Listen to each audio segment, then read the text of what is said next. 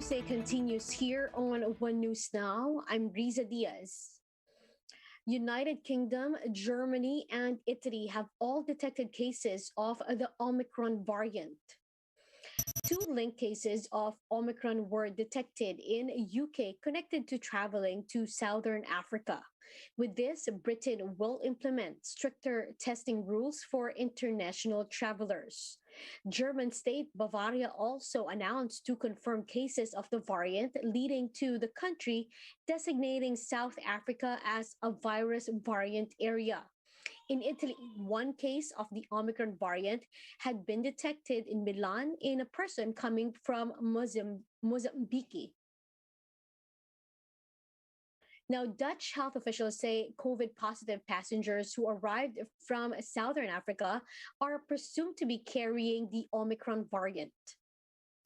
According to the Netherlands Institute for Health, they would still need further testing to be absolutely sure, but said they are almost certain that the cases are caused by the new variant. Health authorities are now seeking to contact some 5,000 passengers from various Southern African countries for testing. The OCTA research group says the Omicron variant does not pose a big threat to our enjoyment of the holidays. OCTA research member Professor Guido David told One News that there's not much to worry about the upcoming holidays here in the Philippines. This even as European countries have started to report cases of the Omicron variant. However, David warns that this variant may be a concern for the country next year. We don't have any of that information yet because it's new, and we don't have sufficient number of cases to check for the statistics. But once we know more, we will have an idea if it will really affect our numbers next year, most likely next year. Guido adds that Philippines should learn from the Delta variant, which caused a surge in cases this year. He also said that we should be more vigilant and proactive in preventing the entry of the new variant.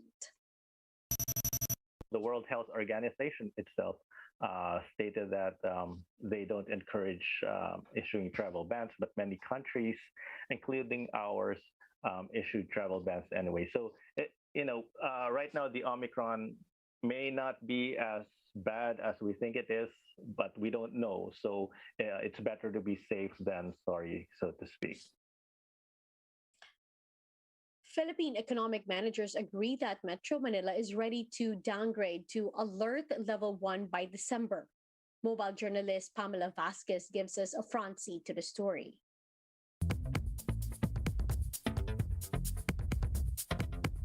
Socio-Economic Planning Secretary Carl Chu says they're getting reports that foot traffic inside shopping malls are now hitting as much as 81% on weekends. Major malls are reporting significant increase at 50% of pre-pandemic normal capacity during weekdays and a high of 81% during weekends. This comes as most of the country was placed under Alert Level 2, which technically allows kids to go to malls and restaurants.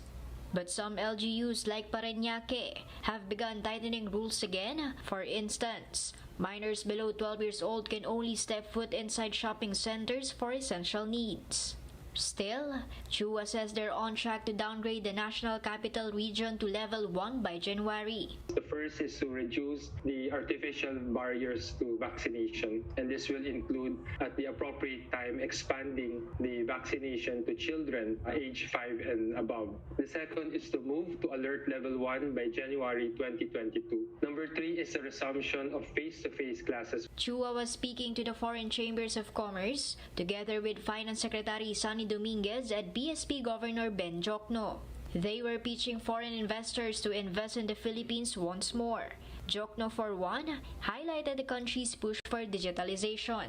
We target half of financial transactions to be done electronically and 70% of Filipino adults to have financial accounts by 2023. Dominguez, meanwhile, said they're committed to ensuring a smooth transition to the next administration.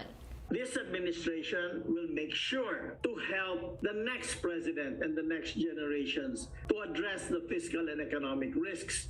brought about the pandemic. Whoever wins the upcoming elections will need a solid tax reform program. The economic manager said the rest of President Duterte's term will be focused on modernizing government and rolling out infrastructure. Mobile journalist Pamela Vasquez, We Are One News. We'll be back with more stories after the break. Keep it here on One News.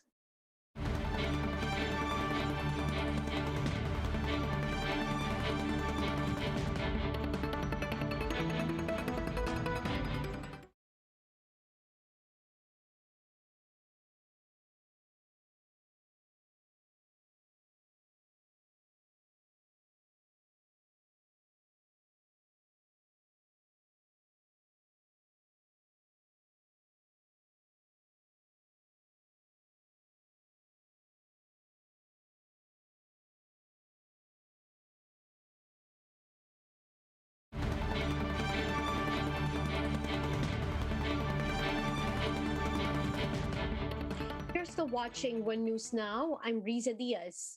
For Senator and presidential hopeful Manny Pacquiao, the issue on China's encroachment of the West Philippine Sea may be properly hashed out through continued communications.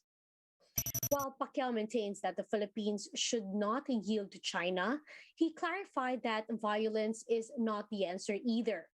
He is now calling for continued talks between Philippines and China regarding the West Philippine Sea. Ipaglaban niyo ng atin. Pero hindi naman natin kailangan na idaan natin sa dahas talaga. Pwede pa naman pag-usapan. Diba? Pwede naman din pag-usapan, idaan sa usapan. Kung malaking problema, hindi ma-resolve siya sa pag-uusap yan. Kaya nang continue yung communication. Formerly official Mohit Dargani claims that a Singaporean friend shouldered his and Twinkle Dargani's almost 2 million peso flight out of the country. This as the Senate questioned him about the controversial procurement of medical supplies during the pandemic. Here's the report. Formerly Secretary and Treasurer Mohit Dargani was emotional during the Senate Blue Ribbon Committee hearing on Friday. He explained that he and his sister Twinkle did not plan to escape when they were arrested in a chartered plane in Davao City. Mohit said that they were supposed to accompany their mother, who has a mental health problem. The formerly executive said that they were touring around Luzon and even reached other provinces before going to Davao. When we went to Davao, it was with no plans that we wanted to fly out. It was just that our mother's health and my sister's health was deteriorating. Seeing them waking up, seeing them cry, it was just painful to me.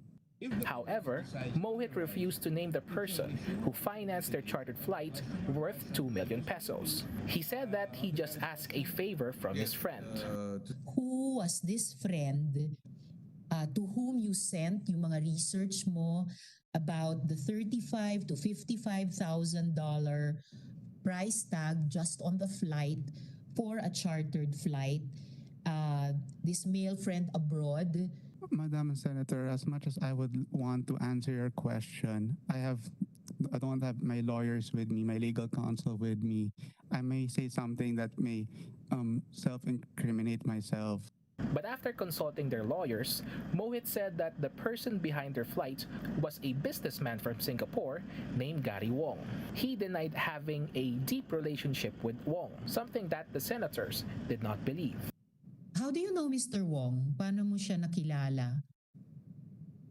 I met him in like a restaurant or like a bar in Singapore. Ano ang entrepreneurial or personal relationships niyo na you could actually ask him to lend you that much? It was actually the first time, and I was in a situation wherein I was not thinking of the cost at that time. I just told him to, this is the range that I saw, and please do it because I just wanted to do it for my mom and my sister. You do not know him that well. You have met him only once or twice. Is that correct? That's correct. Okay. You know, Mr. Mohit Dargani, do you think that the senators you face are stupid? Huh? You're saying that you met him once. You had no business dealings with him. He lent you $37,000. That's incredible. Did you have an affair with this guy?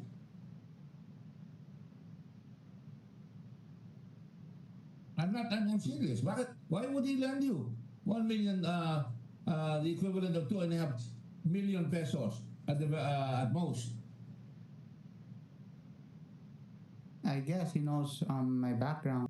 Dargani was also grilled for not bringing the documents formally related to the medical supplies purchased by the government. Senator Franklin Drilon said that they also subpoenaed 2 pharmacy suppliers.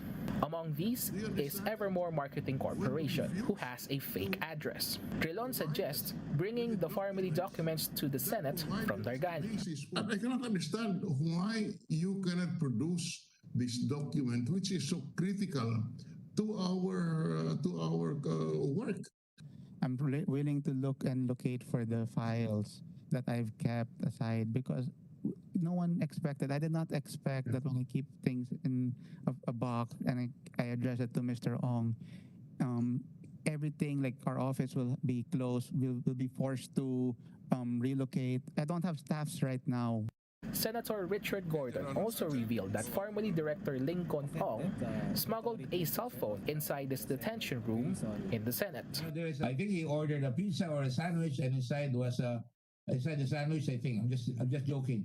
He was about to eat the cell phone. I like to apologize to the Senate, to the OCTA, that I didn't mean to challenge the authority of the Senate. It was really out of survival instinct because I really miss my family. Ong was permitted to call his family during reasonable hours and apologize from smuggling the phone. Chastise my lawyer and tell him you're representing me and you're out of line. And those are the top stories of the hour. Join us later again at 12 noon as we continue to monitor the day's biggest stories. You can also catch One News on Signal Play app. Register for a free account now at www.signalplay.com and stream One News live anytime, anywhere. I'm Riza Diaz. Mask on, wash hands, and stay safe, Philippines. We are One News.